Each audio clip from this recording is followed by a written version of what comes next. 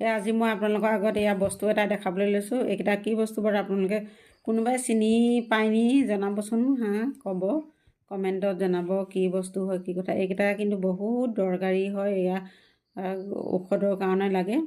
কি ঔষধৰ কাৰণে লাগে বাৰু আপোনালোকক ক'ম।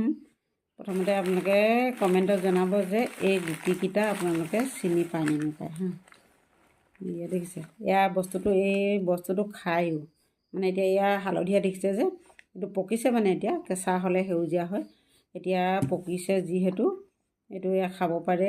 বহুত স্বাস্থ্যৰ কাৰণে ভাল, ৰাতিপুৱা খাব লাগে খালী পেটত। এয়া চুগাৰ কিমি এইবিলাকৰ কাৰণে বহুত ভাল হয় বস্তু।